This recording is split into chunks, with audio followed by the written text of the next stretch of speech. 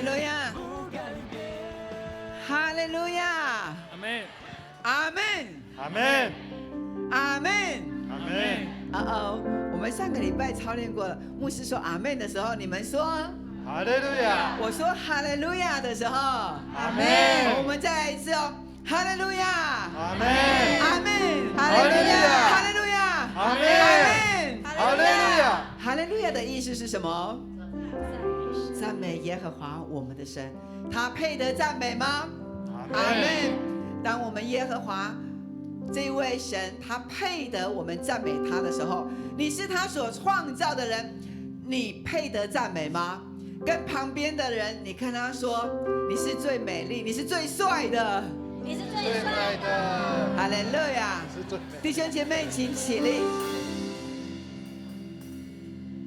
我们今天要享受在神的话语当中，在敬拜里面，每一个人都预备我们的心，因为我们活着就是要为了敬拜神。阿们，哈利路亚。所以我们就看见我们是如此的有价值，因为呢，神把最重要的、神最喜爱的赞美，把它留给我们人类。而且呢，我们今天来到他的面前，我们就是要向神说：主啊，你是尊荣，你是光辉，你是大可畏的，我们称颂你的名。阿们，阿门。好，在这个时候，我们要渴慕圣灵在你的里面，内住在你的里面，好吗？哈利路亚！圣灵他要触摸你的心，他看见你今天来到这里，你的心情、你的心意如何？神要亲自的更新你，让你所有的忧虑都要挪开。神今天要透过牧师的讲道的信息，也要对你说话。你在敬拜里面，你要得着医治。哈利路亚！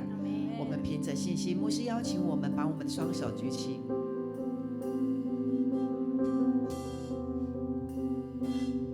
哈利路亚，哈利路亚，哈利路亚！我们一起说：圣灵，我欢迎你；圣灵，我欢迎你；圣灵，我邀请你；圣灵，我邀请你；圣灵，我渴慕你；圣灵，我渴慕你。哈利路亚！我们一起来祷告。哈利路亚！每一个人开口来祷告。哈利路亚！就是要让圣灵在你的里面内住。哈利路亚！哈利路亚！圣灵要在你的当中来掌权作王。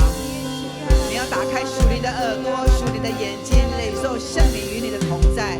哈利路亚！今天你的敬拜必有恩膏。哈利路亚！哈利路亚！哈利路亚！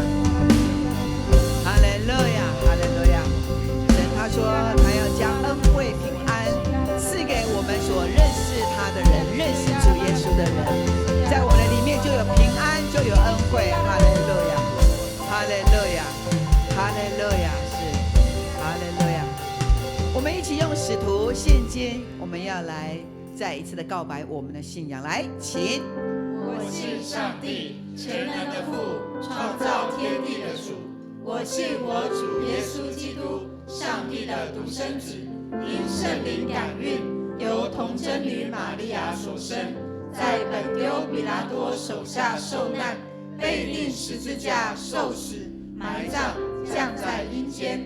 第3天从死人中复活，升天，坐在全能父上帝的右边，将来必从那里降临，审判活人死人。我信圣灵，我信圣而公之教会，我信圣徒相通，我信罪得赦免，我信身体的复活，我信永生。阿们，阿们。我们所信的神是全知全能的神，他是万有之神，在万物之上的神。阿们吗？所以我们理当用我们的全人来敬拜他，大大的开口，大大的张口，神就有大大的充满。阿们。我们用掌声要欢迎圣灵在我们当中，我们要把这个赞美归给我们的耶和华神。哈利路亚，哈利路亚！神你是配得赞美的。哈利路亚。我们向我们旁边的人跟他说，我们一起用喜乐的心来赞美神。我们一起用喜乐的心来赞美神。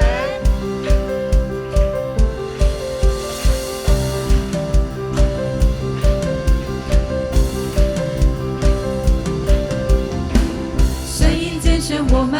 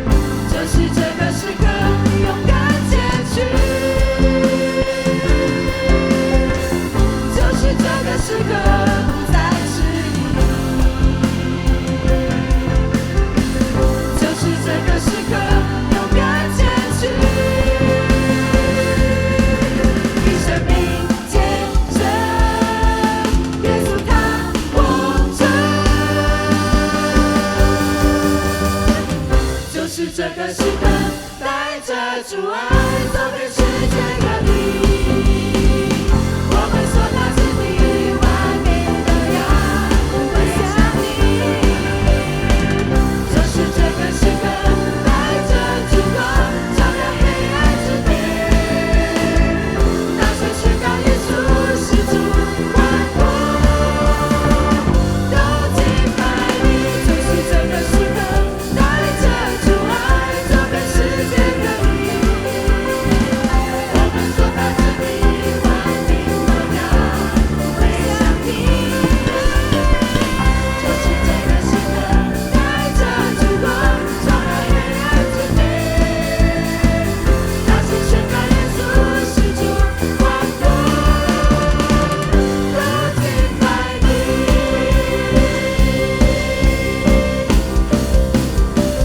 就是这个时刻。再一次最大声的掌声跟荣耀和赞美都归于我们的神，哈利路亚，哈利路亚，哈利路亚，哈利路亚。感谢神让我们聚集在这里，因为我们在这里就是要大声开口跳舞来赞美我们的神 ，Amen 吗？Amen。让我们再次转向你旁边的人，跟他说，邀请你跟我一起跳舞赞美神。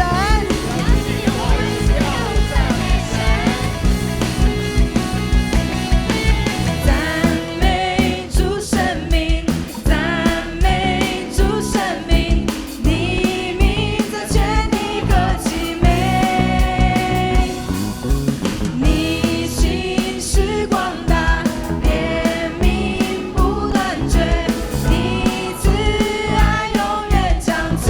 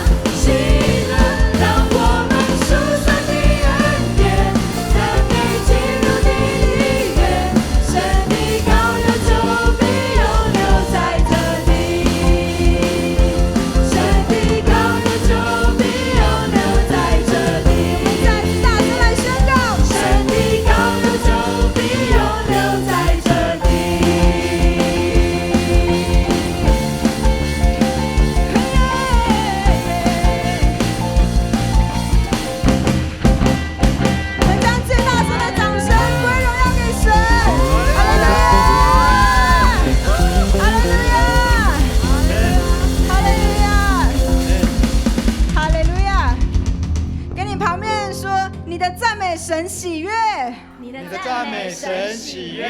哈利路亚！感谢主，让我们能够一起喜乐，用舞蹈、用歌声来赞美神。因为神是我们一生的救主，阿们吗？阿们。阿们。我深信在神凡事都能，阿们吗？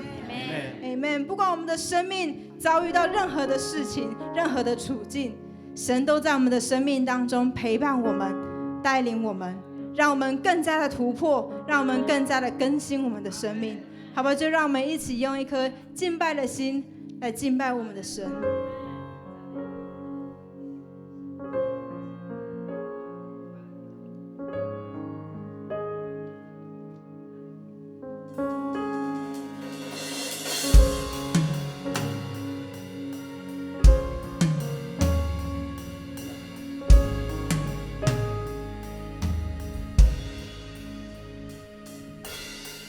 更亲近你是我心唯一盼望，耶稣你耐心等候，因你同在，我的信心被点燃，耶稣你是我所需，我愿向你敞开我的心，我向你敞开我生命，求你运行在这里，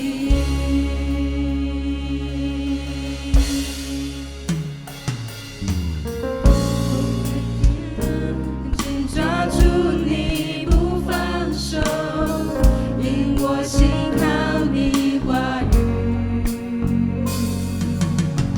我高举手，渴慕看见你神迹，你的心事到永远，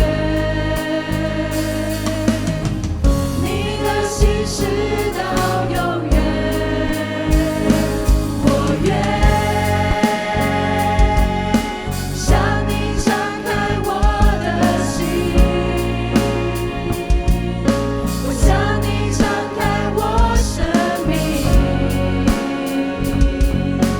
求你运行在这里，我愿献上，我愿献上我全心全意，预备自己领受你，求你运行在这里，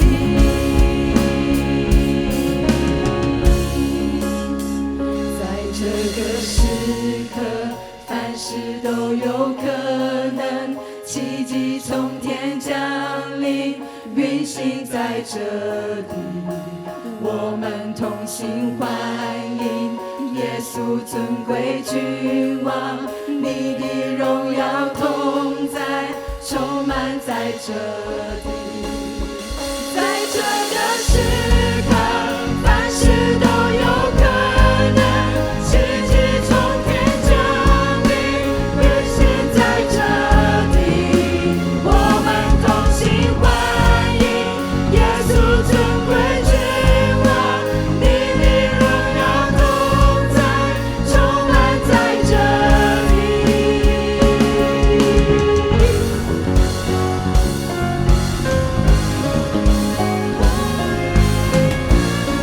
哈利路亚，哈利路亚。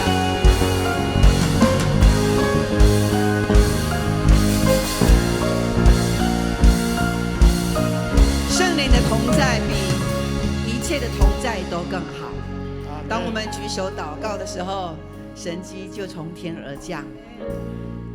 神迹它要降在每一个渴求的人身上。哈利路亚！弟兄姐妹，在一个礼拜的日子里，你的生活有没有感到满足喜乐？哈利路亚！神他要把这满足喜乐赏赐给我们，每一个人都可以得着。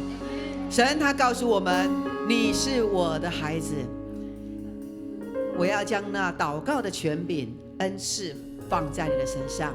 这个时候我们要来祷告，我们要进入到幸福小组。幸福小组的目的是什么？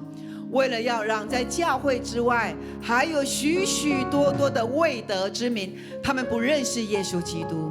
我们现在非常的紧张急迫，因为耶稣基督末世快来到，所以我们要把眼睛放在教会之外还没有认识耶稣还没有受洗的人。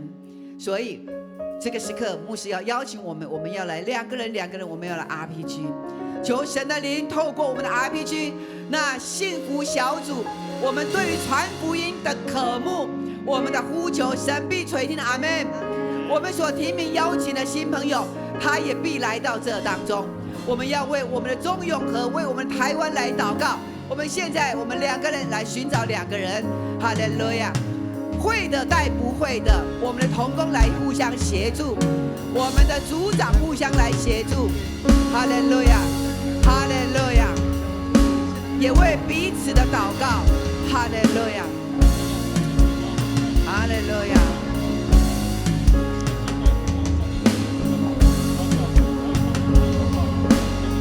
哈利路亚，是圣灵你同在，圣灵你充满，主啊，我们的幸福小组，我们要求圣灵与每一个我们所邀请的被子的同在，与我们的小组长，与我们的组长同在，主啊，让我们在这一次的幸福小组，这是充满神你的恩典，主啊，你极大的恩赐，主啊，你要将那喜乐荣光在我们当中，哈利路亚，哈利路亚，哈利路亚。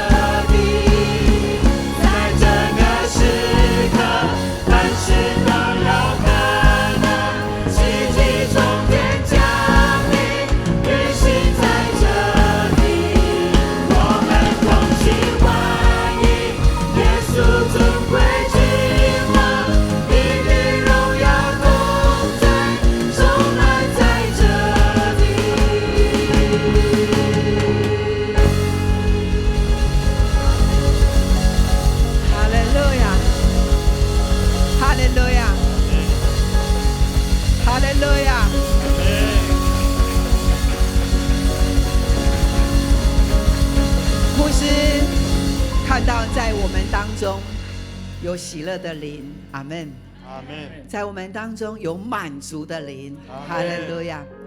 在我们当中也有亏欠的灵，然而神在提醒我们，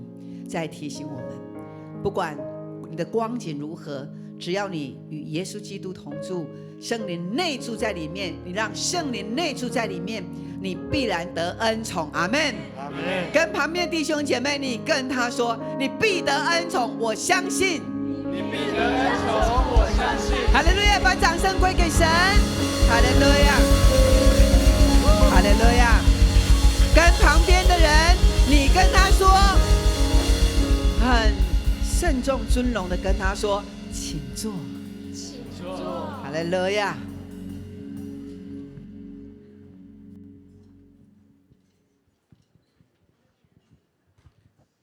现在我们要攻读神的话语，记载在旧约士师记6章22到32节。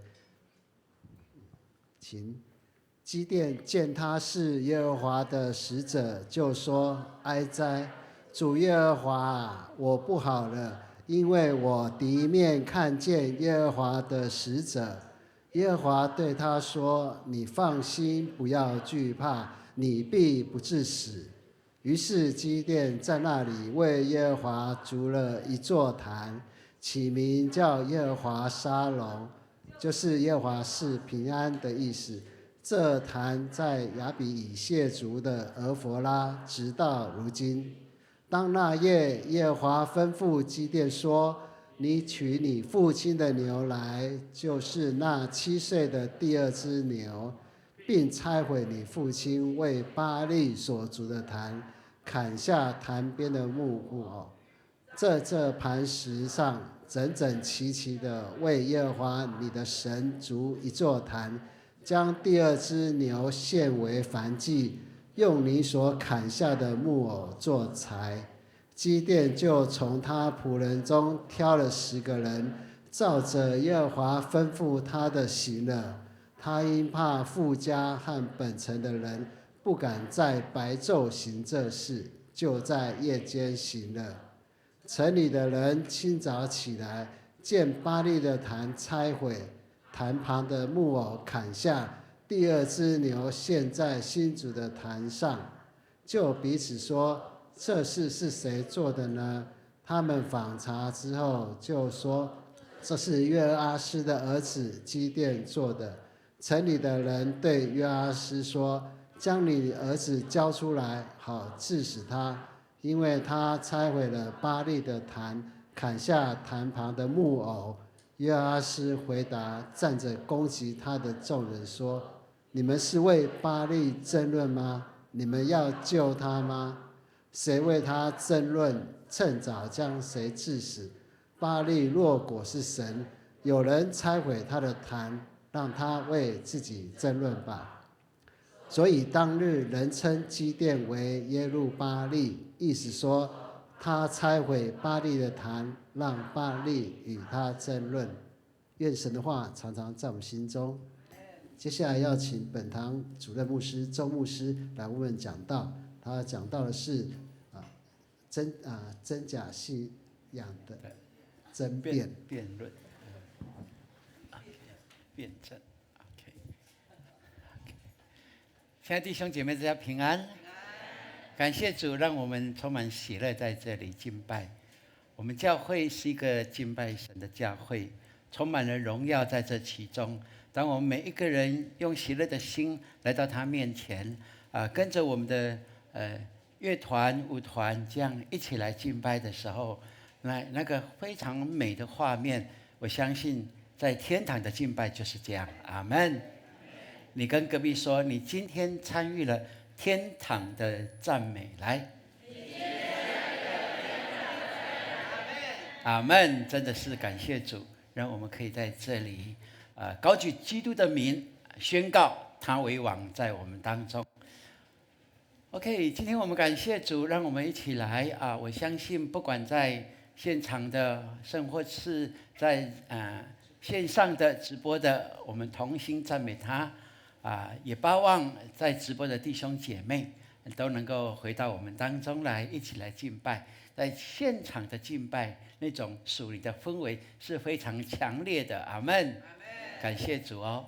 OK， 好，那接下来求神帮助我们，透过他的话语亲自来引导我们，让我们能够走在正路上，得蒙他的喜悦。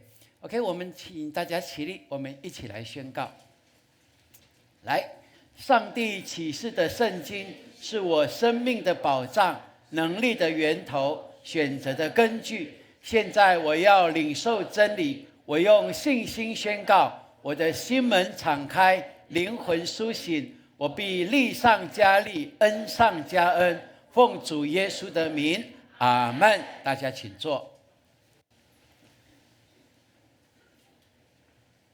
透过这段经文，牧师定一个题目，叫做真假信仰的辩证，让我们一起在神的里面，借着圣灵的感动，让我们更明白如何来敬奉、来敬拜我们这位又真又活的神。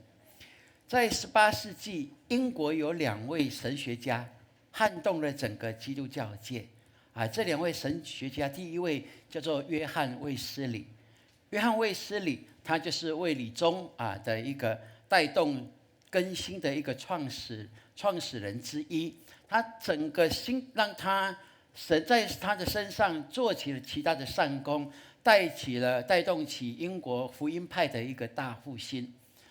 那另外一位叫做乔治·怀特斐德，他是基督教大觉醒运动当中一个非常重要的人物。但是很特别的，这2位同属英国的神学家，他们的神学的方向、神学的研究主轴的方向是完全南辕北辙的。因为在整个教会历史当中，有的人会认为说，神有给人自由的意志的选择，让我们明白我们不是机器人被造的，就按着神创造这样，大家都一个口令一个动作的。不，神有给我们的自由意志，所以你的选择的结果就是你现在的情况，而你现在的情况会继续来自由的选择，因为神把那自由的意志给我们。但是另外一派的人认为，不，神是一个绝对主权的上帝，主权是在神的手中，所以神有绝对的主权，神要拣选谁就拣选谁，对不对？圣经有提到，对不对？所以他们就认定说，不是你选择怎么样，是神已经预定好了。什么叫做预定好了你的结果呢？就是神是全知的上帝，是历史的主宰。你还没出生以前，神就命定了你的道路，神也知道你最后的结果会怎么样。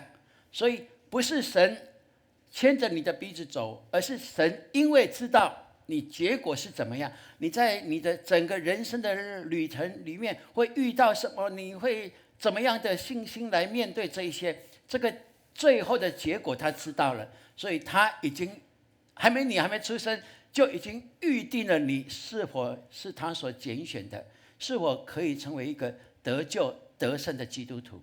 我们看这2个思想是极大的不一样但是很特别的卫斯理他就是用亚里面的主义，刚才牧师所分享的来确定，而且他认为每一个人都有一个成圣的过程，而这成圣的过程是怎么样来发生呢？就是神为你我都有预备恩典。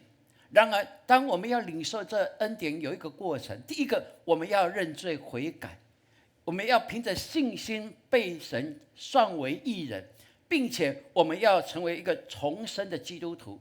而且在生活当中，我们要非常严谨的来守神所教导的，过一个圣洁的生活。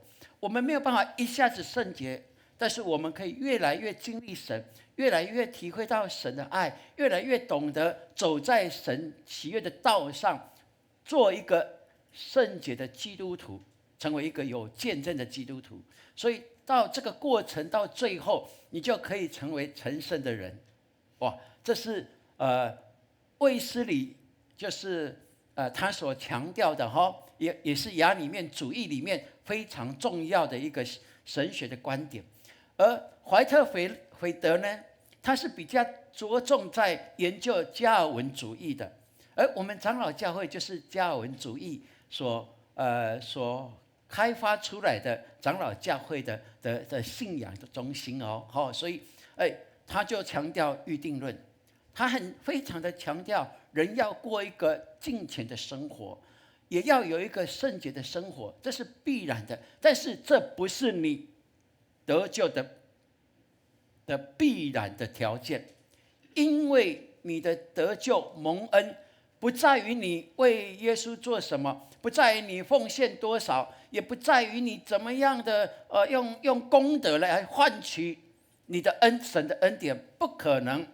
人再怎么做都不能满足神，所以呢，他觉得人应该要怎么样？是在神所预定当中，神早就知道你的结果是什么，所以这是完全不一样的神学的思想啊！你知道吗？这两个人在同时代里面，虽然神学思想南迩北辙，但是彼此的尊荣是可以看见的哦。有一次，有位记者就很好奇的问，怀特斐德，他说啊，怀特斐德牧师啊，你觉得呢？有一天你上天堂的时候，你会看到那个卫斯理吗？你会看到卫斯理牧师吗？哇，记者讲这个问这个话有一点吊诡，对不对？哇，那这位牧师告诉他什么？他说很可能我不能在天国见到卫斯理。哇，这个记者抓到了，太棒了哦！很好奇，他继续讲下去是什么？想说这个一定是头条新闻。两个大神学家，哇，有不同的观点呢，到底谁会在天堂呢？哇！然后接下来，怀特斐德他就回答说，因为卫斯理会坐在最靠近神宝座的位置的地方，而我呢，我则会坐到很远，离宝座甚远的地方，所以我看不到卫斯理呀！哇，真的是我们看一个鼎鼎有名、被人尊敬的神学家牧师，当他与他不同的观点的神学家，这样彼此可能在神学上、议题上有不同的一些的执着，然而他内心里却确信的一件事情，是他因着耶稣基督的救恩，因着十字架，让他愿意成为一个谦卑的人。阿们。哇，这是一个非常特别的事情哦。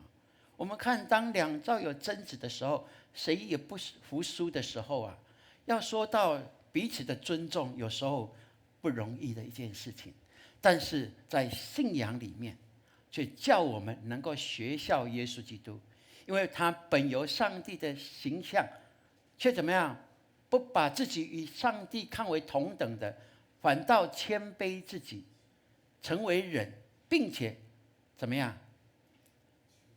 愿意为人的罪受死，被钉在十字架上。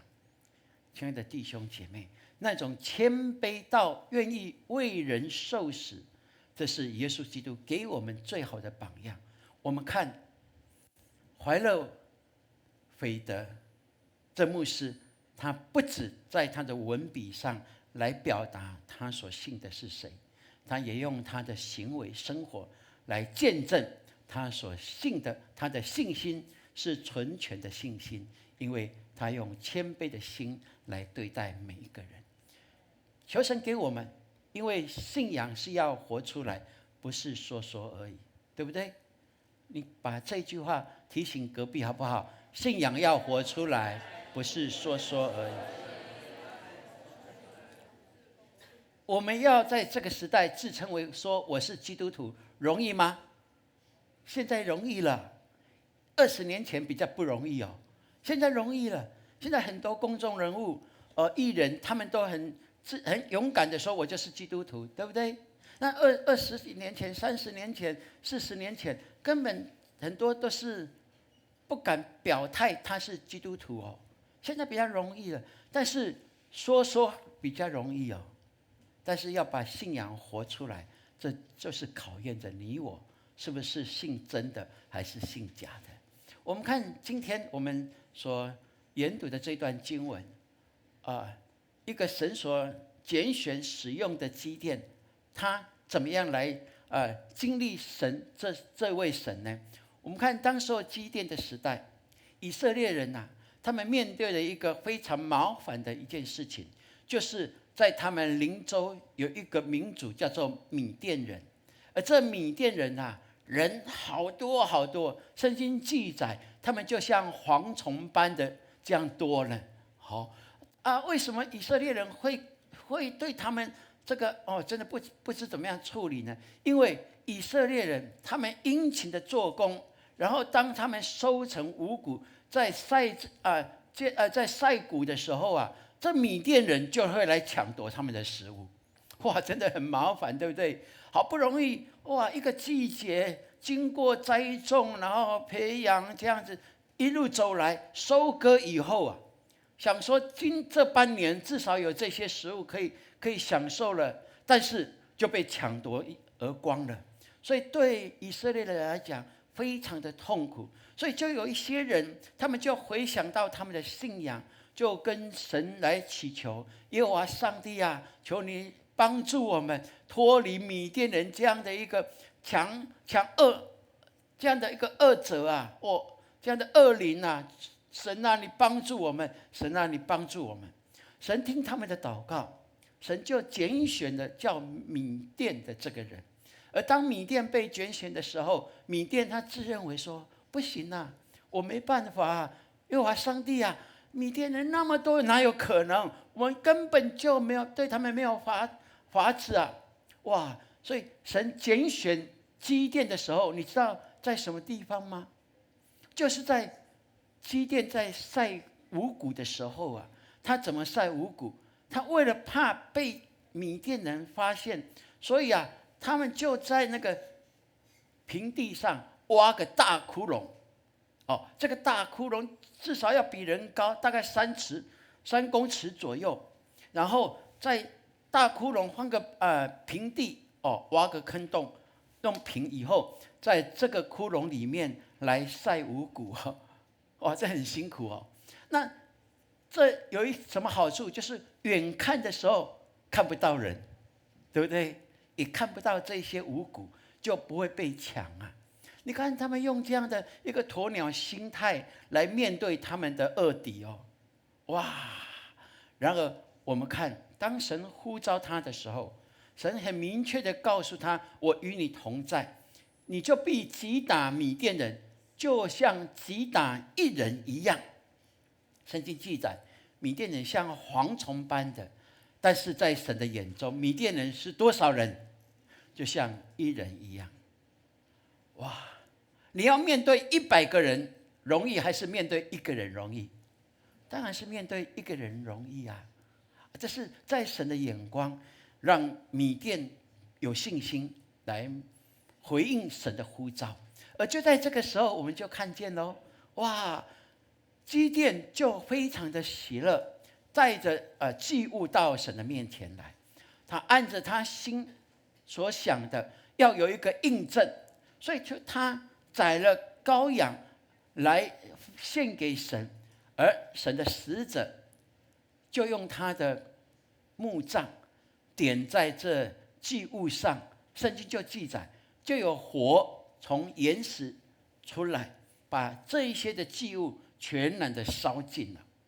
哇！基甸看到这一幕的时候，他非常的害怕非常的害怕。他马上说：哀哉主耶和华，我不好了，因为我敌面看见耶和华的使者啊！哇，糟了！哇！然而主跟他说：你放心，你不要惧怕，你必不致死亲爱的弟兄姐妹，我们的生活必须要有所印证。印证什么？印证我们所信的是谁。我们看扫罗、保罗，他本来是在迫害基督徒的，然而耶稣基督显现给他看，在大马五士的路上，让他亲眼看见这位扫罗，他握有大权，但是他怎么会跌落下来？因为他看见大光，而看见大光跌下来以后，他的眼睛就瞎了。他的跟从随从这些阿兵哥都很奇怪，根本就没有看见大光，也没有什么声音，怎么这个带领我们的就摔马了呢？然而扫罗知道说：主啊，你是谁？主回应他说：我就是你迫害的基督。你看，当扫罗后来称为保罗，他有这样的经历，这一位又真又活的上帝，有经历从死复活的基督以后，他把他的生命全然的献上给神。神差遣他使用他，写了圣经新约圣经2/3的部分以上呢。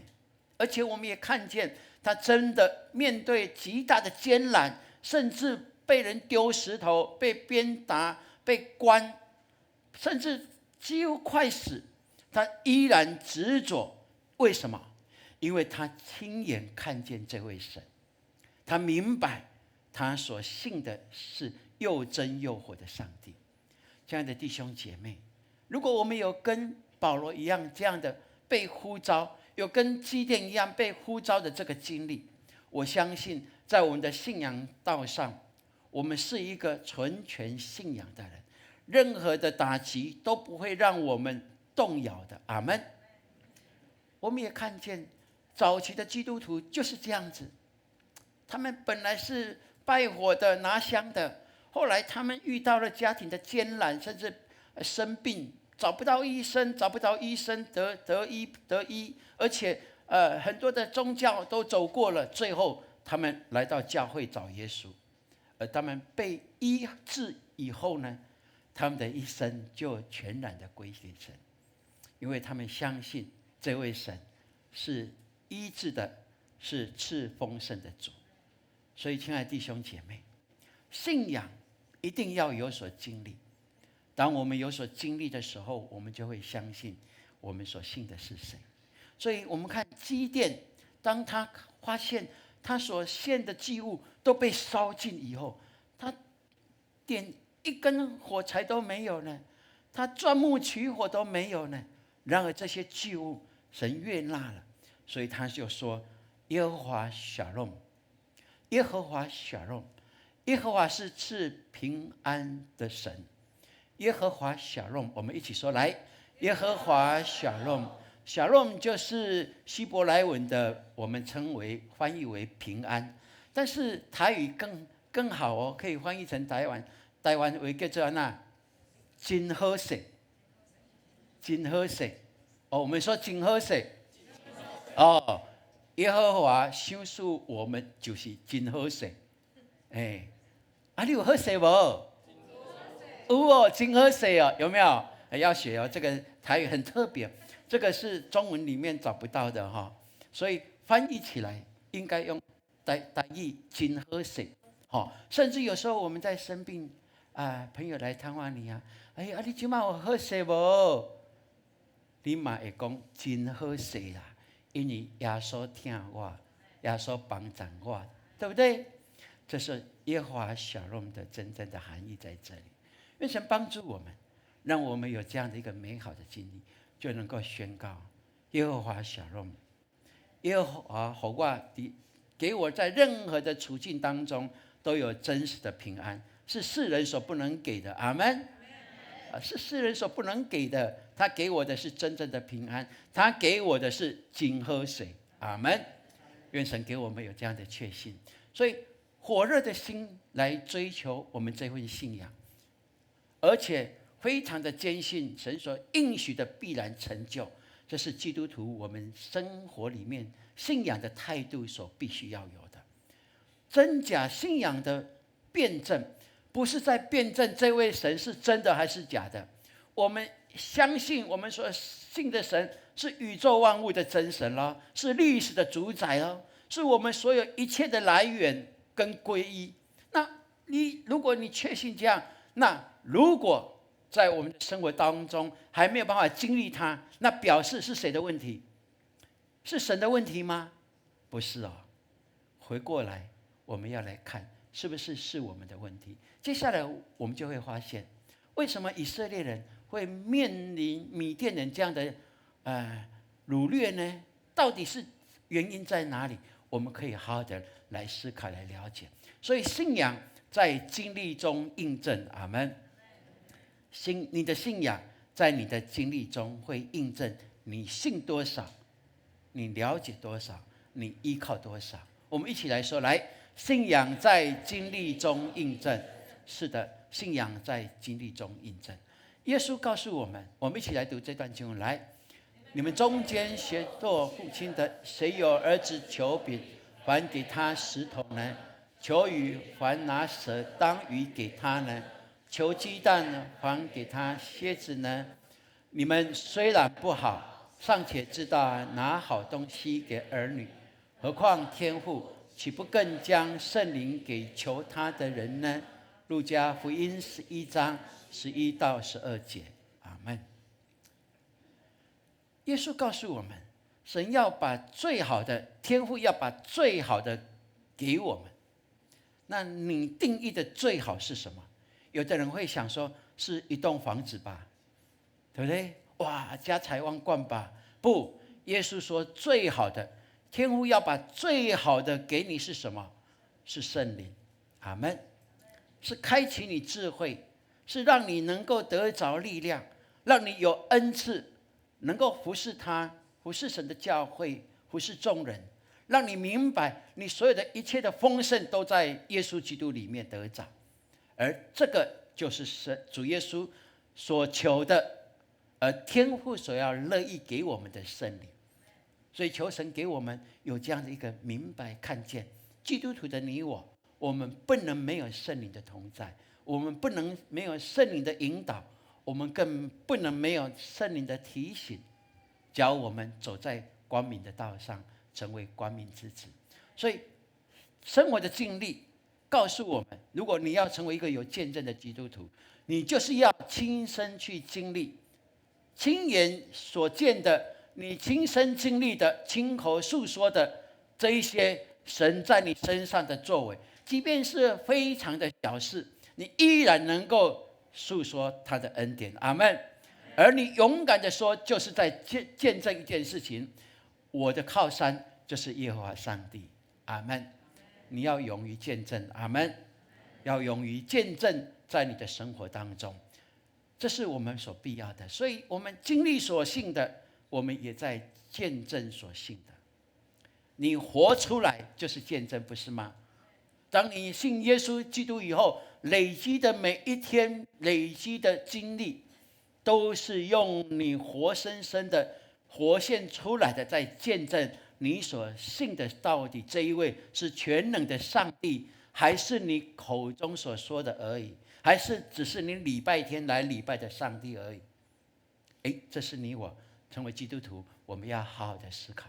那接下来我们就看见，当天晚上，神就只是基甸一件不可能的任务哦 ，Mission Impossible， 嘿，不可能的任务哦，哇，什么不可能的任务？他说你要去拆毁巴力的祭坛，而且你要就地建筑一个新坛，并且要把女神的神像，要把它砍起来当木材。然后呢，要献一只幼小的牛犊，就在这个地方要献上。如果白天做这件事情会怎么样？会被打死，对不对？哇，基甸超聪明的，哇，他到这件事情非常的不可能，但是神已经允许，就会变成什么？可能嘞，不是可能哦，而是必然成就哦。哇！所以今天我们读的，他很有智慧，他就召集10个人，对不对？然后在夜间来完成这件事情。哇，不得了了！隔天，这些以色列人要来到巴力的神庙来祭拜的，哇，发现巴力的神庙到哪里去了？女神怎么变成这个？怎么变成一个新的坛了？而女神怎么变成被火当作火柴了？哇！他们就去查访，到底是谁干这种事情？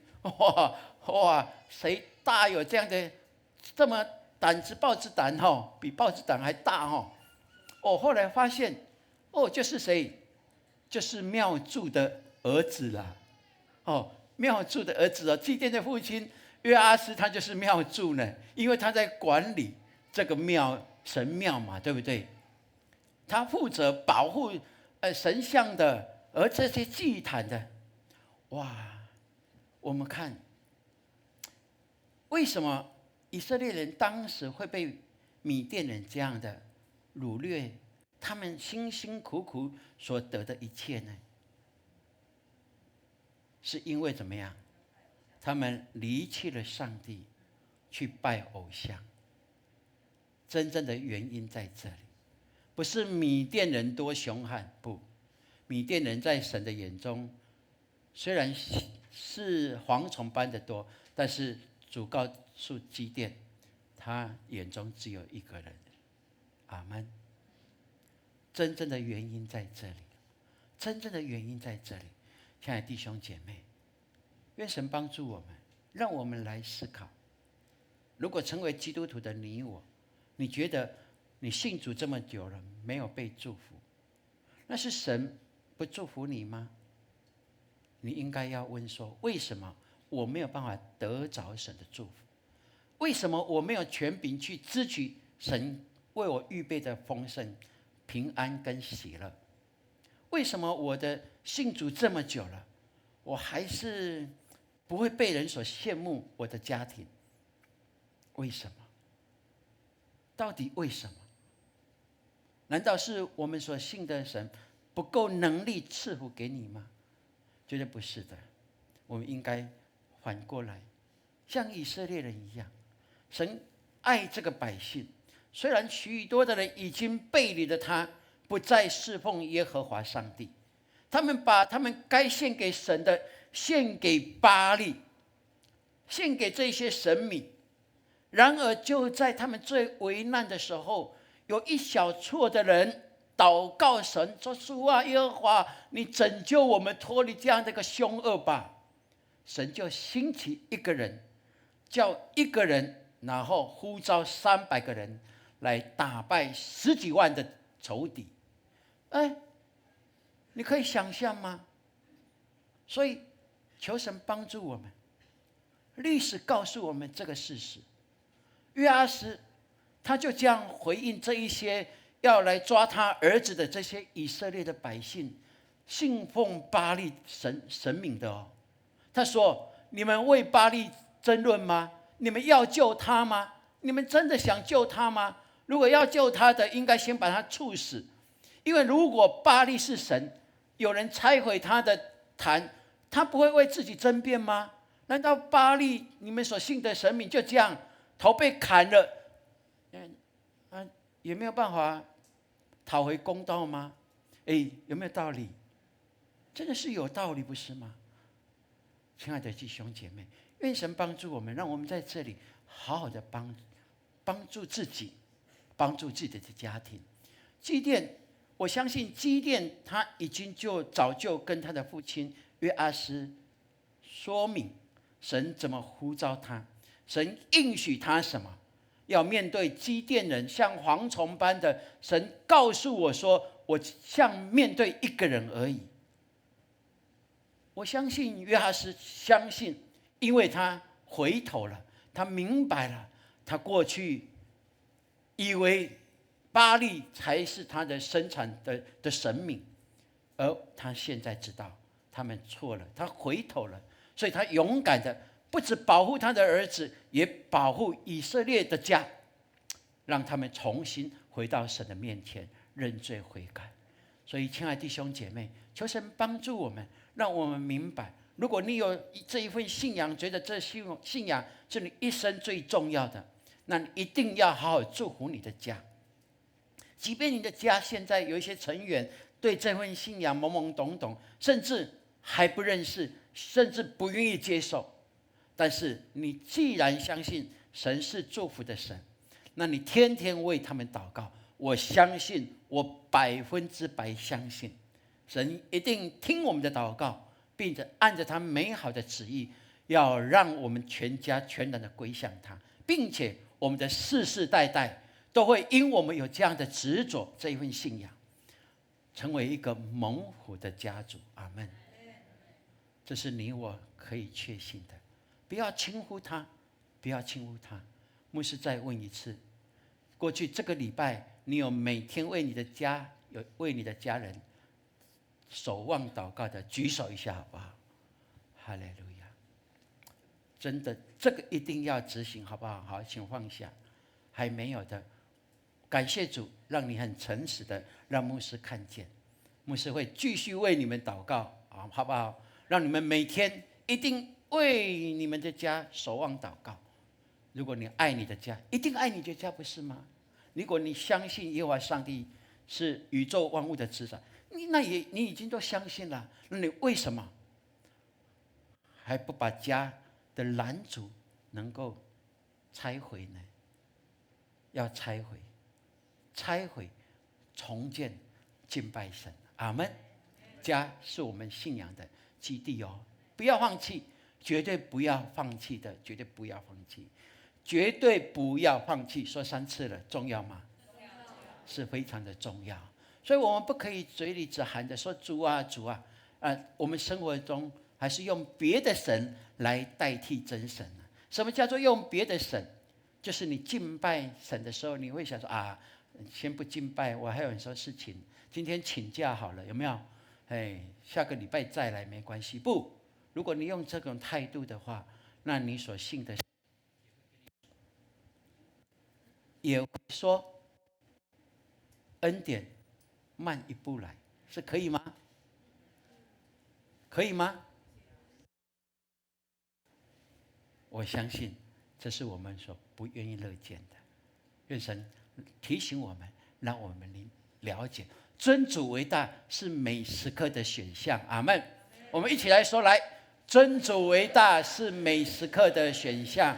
对，每时每刻你总是有一个选择。神给我们一个有限制性的自由意志，就是让我们有所选择。你要爱他、敬奉他，还是要远离他、疏离他？每一时刻你都有一个选项在这里。这几天我们如果爱看棒球的，就知道世界棒球的经典赛的开球嘉宾有没有？就是前洋基的终结者里维拉，对不对？哇，他是整个职业棒球的历史上现在是最多救援次数的，他总共有652次的救援成功你知道吗？他的年薪是新台币4亿5千元可以想象吗？你也知道吗？他来这里投一颗球要多少钱呢？我还巴望他那一颗球可以投他的那个他的那个什么卡特球，对不对？那才值钱呢。没有，他只是投这样。那个我也会投啊。但是你知道叫他来投这个球要多少钱吗？不是啦，那是年薪啦。这个没有写在这里30万美金。投这么一颗球，我也会人家不会请我去，倒贴那么不爱。但是他这样一投，900多万的台币，哇！我就很好奇，我想说，他的这个身家背景怎么样？牧师就去 Google 找原来他是一个基督徒呢，哇，很棒很棒而且他在他的信仰里面有一个美好的见证，写在整个网络上他说，哇，太快了他说什么？他说，任何的一件事情的发生都是上帝有原因的安排。他确信这一件事情这个在棒球历史名人榜从来没有一个人投票的时候是100%的，只有他是第一个。要上这个名人堂，他是100%的所有的投票权有投票权的100%的同意，而且他退下来马上上去，有的人都要等好几年，对不对？但是他很特别他说任何事情的发生都是上帝有原因的安排。他在告诉我们什么？其实好事就不必说了，对不对？坏事能够确定这份信仰，那才是真的信仰坏事才是一个信仰的考验，不是吗？2001年世界大赛当中洋基队跟某一队在最后就是国联跟美联冠军的，然后在比赛来夺得世界大赛的冠军。而这个比赛要比赛7场哦，好，7场，那7场只要四场赢就得了，对不对？他们2队拼到第7场，而第7场他是救援哦，最后了他救援，而他救援就失败了，所以洋基队以及他的球迷就很多人说李维拉，你怎么会这样呢？哦，对，很多人就看衰他，对不对？甚至有的人不服对不对？哇，就会臭骂他，有没有？因为他洋基队那一年就没有办法拿到那个奖杯了，而他的队友更是那个机会就漏掉了。也许队友一生只有一次有这个机会呢，可以拿到金戒指冠军的金戒指，哇，那是多值钱的，多有荣誉感的。然而这件事情让他看见了一件很特别的因为他有一个队友是多米尼加的籍的，如果他们得胜的话，那要在他们的主场的地方，就是纽约，要绕城来庆祝那个游行，对不对？他的队友本来就想订好了一个班机这个班机是美国的航空587号班机，这个在网络上可以查得到的他就没有办法坐上这个，因为不必游行，所以他就提早坐了别的班机。而这一航班呢，到底发生什么事情？就是这架飞机起航不久，还在国境里面就坠机了，而机上260个人全部罹难，并且有一些民房被弄得有那个人数也死了不少人。这是整个美国有史以来第2大的大空难而他的朋友就因为里维拉投输了，就提早离开了。所以这件事以后，里维拉就跟威尔森说很高兴让我救援失败了因为你是我的好朋友，上帝保守了。虽然这件事情我们不愿意看见，但是我们也看见里维拉他失败的时候，他没有抱怨神，反而等候，反而知道不管发生任何的事情都有上帝的原因的存在。阿们。亲爱的弟兄姐妹，愿神帮助我们。也许我们还遭遇艰难的过程，也许你已经走过了。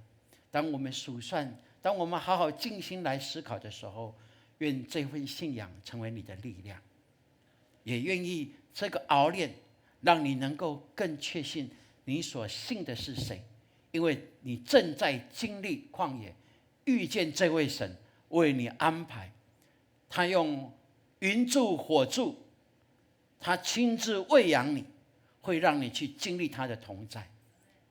就像保罗一样，他能够经历这位神，他就坚持这一份信仰到见主面的时刻。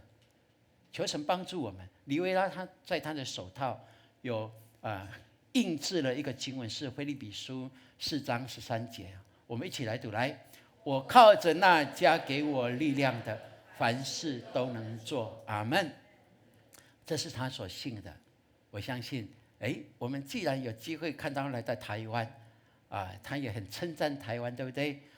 跟王建民是老队友了，常常听王建民说台湾多美丽。这次他来，他也非常肯定。那我们也感谢主，他是一位基督徒，而且是一个非常虔诚的信徒，他的生命的见证都可以激励我们。所以火热的信仰是蒙福的一个关键。当我们背离神的时候，那福分就离弃了我们。但神的福分依然为我们存留。当我们回过头来，走在正道上，那福分会继续的护庇我们，加添在我们的身上。这是你我所信的神，是一个奇妙的主。阿们。今天有领受吗？阿们，感谢主哦，把它封存起来，也让我们成为一个活出真信仰的基督徒。OK， 好，那今天我们要透过这一段京剧，我们依然要来导读哦。好，我们来读3次来。求你以你的真理引导我，教训我，因为你是救我的神，我终日等候你。诗篇25篇第5节。求你以你的真理引导我，教训我，因为你是救我的神，我终日等候你。诗篇25篇5节。求你以你的真理引导我，教训我，因为你是救我的神，我终日等候你。诗篇25篇第5节。阿们。OK， 好，那我们要来诵读咯，就按我们的感动咯，好不好？我们一起来诵读，来，求你以你的真理，以你的真理，以你的真理引导我，引导我，教训我，教训我，因为你是救我的神，你是救我的神，我终日等候你，我等候你，我终日等候你，我终日等候你。我们一起再读一次，来，求你以你的真理引导我，教训我，因为你是救我的神，我终日等候你。诗篇25篇第5节。阿们，阿们。好，我们要来宣读了。最后宣读前面3个字是什么？ OK， 我们一起来哦，按着你的感动，你来做宣告哦。好，来，预备，来，我宣告你以真理引导我，我宣告你要用真理教训我，我宣告你是救我的神，你是救我的神，我宣告我终日要等候你，不管任何的处境，我终日都等候你，不管仇敌怎么样的攻击，我终日等候你。我宣告，我一定等候到主。阿们，阿们。对，感谢主哈，这是用神的话语成为我们的祷告来做宣告，每一次宣告都大有能力的。阿们。愿神的恩典丰丰富富，让我们经历。阿们。好，我们来唱这个诗歌，来回应神的话语。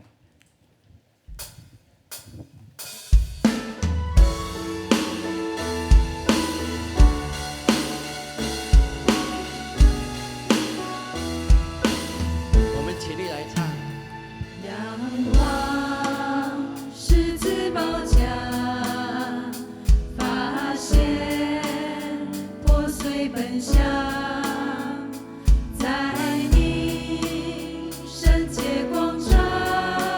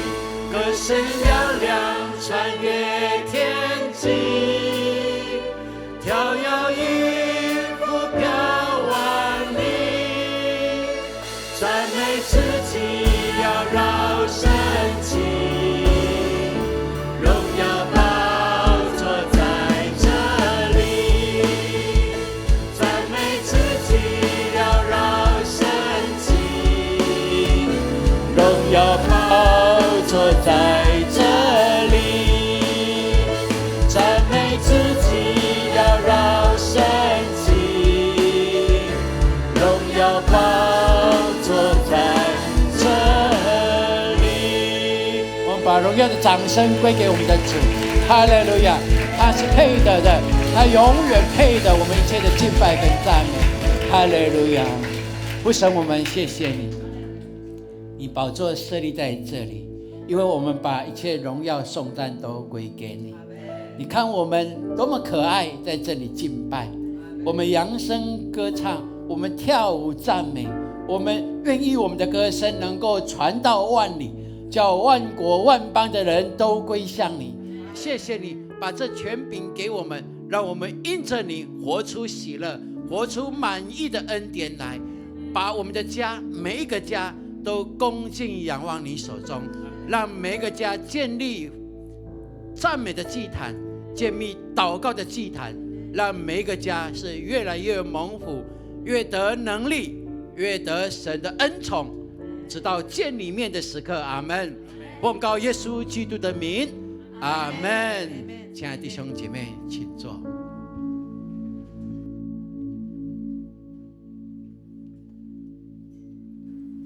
接下来奉献，奉献是回应神的爱、信心的表现，请我们用感恩的心、敬虔的态度来奉献。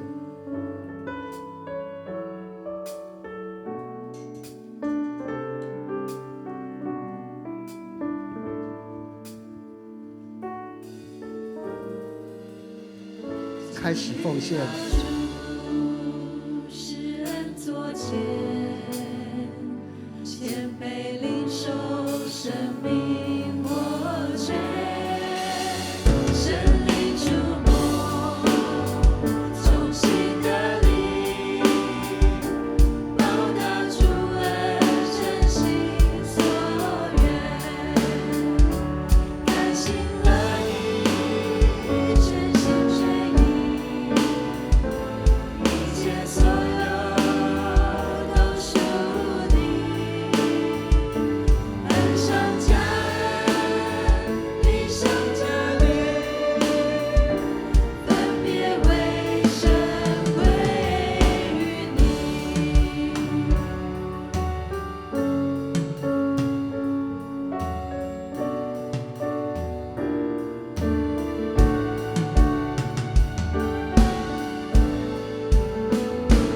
遇到主，施恩座前，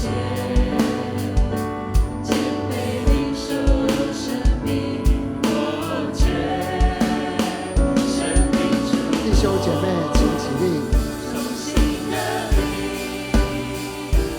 报答主恩，真心所愿，甘心乐意，全心全意，一切所有都属你，恩上加恩，力上加力，分别为圣归于你，恩上加恩，力上加力，分别为圣归于你。请坐。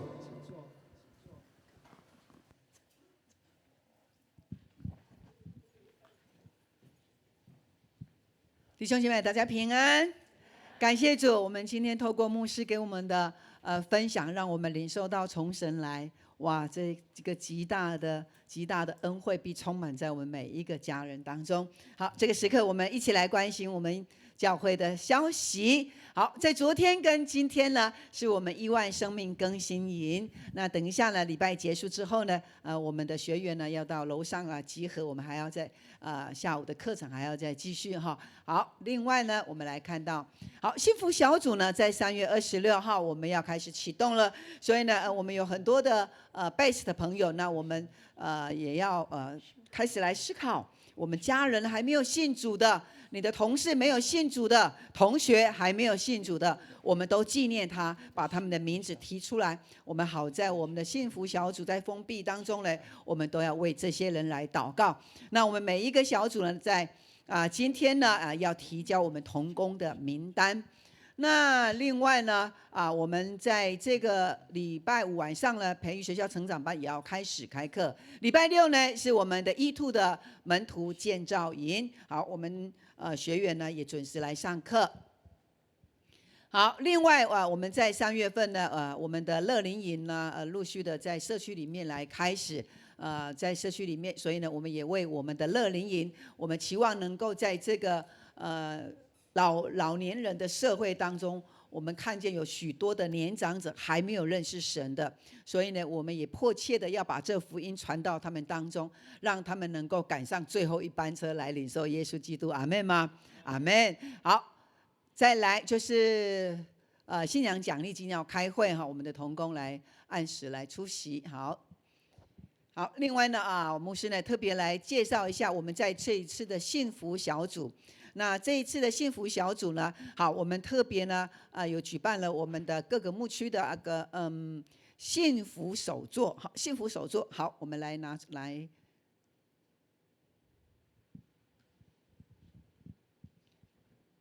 好，这幸福的手作哈，来我们来看一下。好，这幸福的手作。是我们的同工特别去选的这材料哈。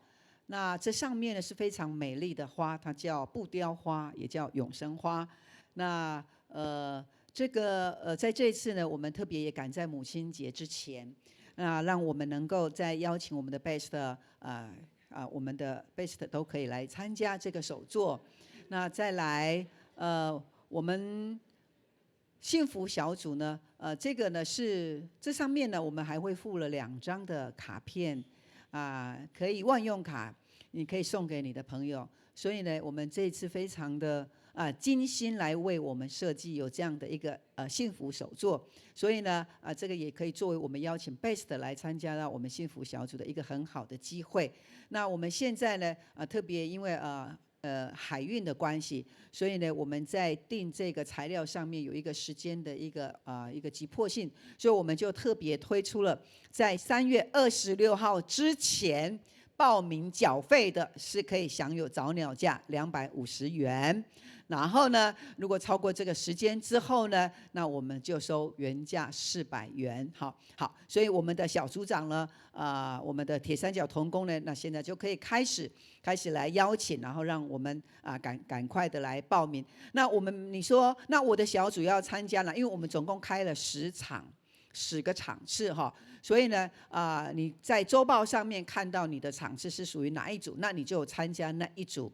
如果你要跨组参加，你一定要带新朋友 best。 好，所以呢我们在每一个场次当中，我们都有安排的。那我们一个场次呢不能够超过48个人哈，所以呢我们就必须要分配场次。你的小组是在哪一个晚上聚会的，那么你就参加那一个场次。我们要赶快来报名，让我们能够在作业上订货物上面能够顺利哈。好，谢谢雅娜。好，另外在4月23回到上面，4月23号，4月23，我们铁三角同工，我们要先来实际的来操作看看。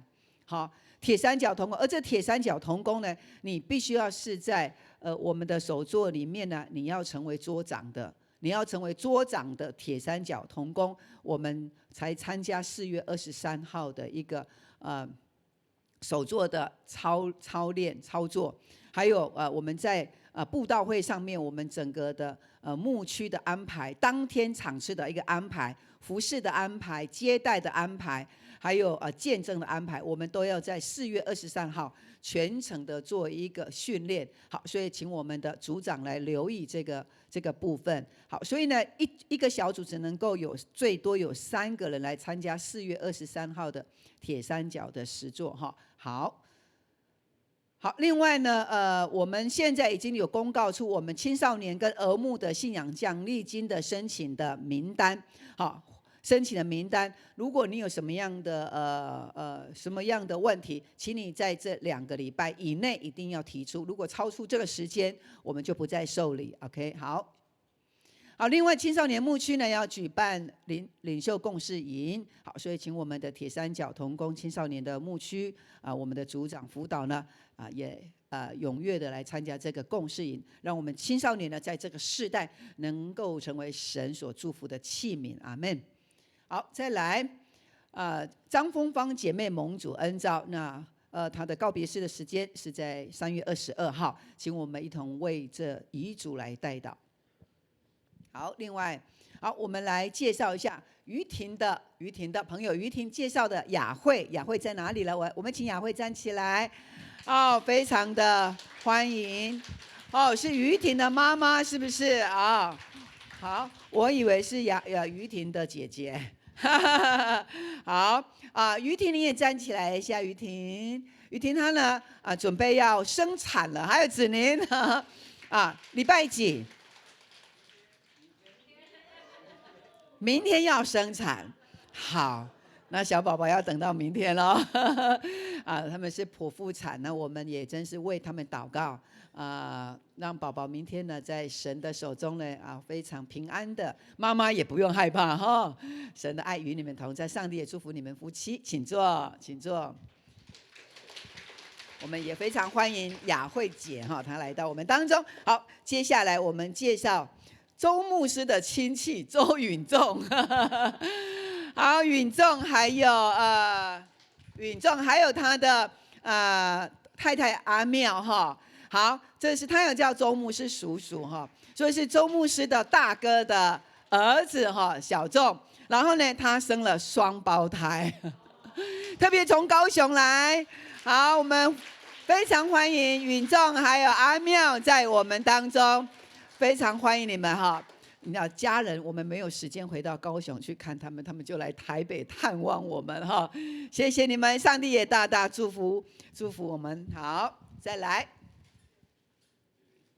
好，我们生命更新营呢，我们还有会的弟兄姐妹有参加，在我们当中的是辉龙微醺有在这里吗？辉龙微醺，好，这是在行道会的好，请站起来一下，辉龙微醺，还有伟之也在这里感谢主。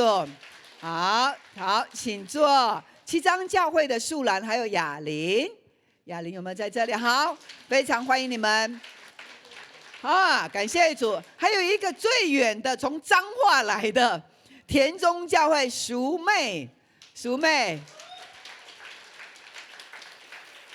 感谢主，上帝必要透过你们大大的祝福你们周边的人，也祝福你们教会，也祝福你们的家。阿们吗？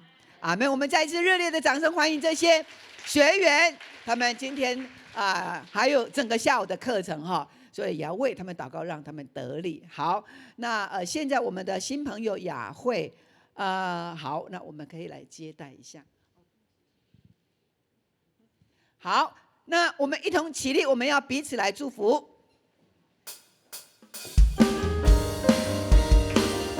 好，我们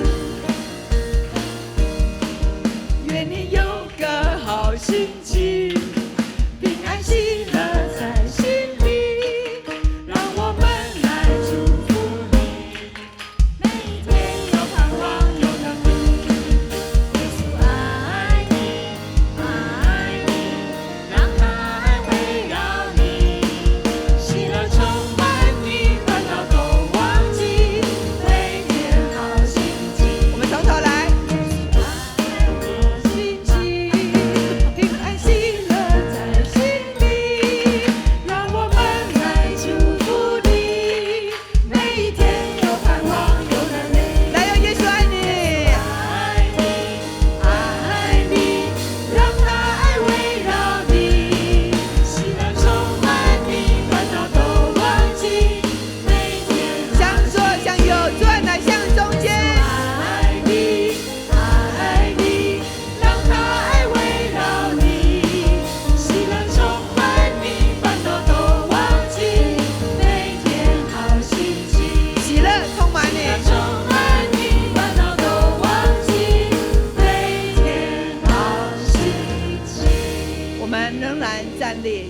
师为我们祝福的祷告。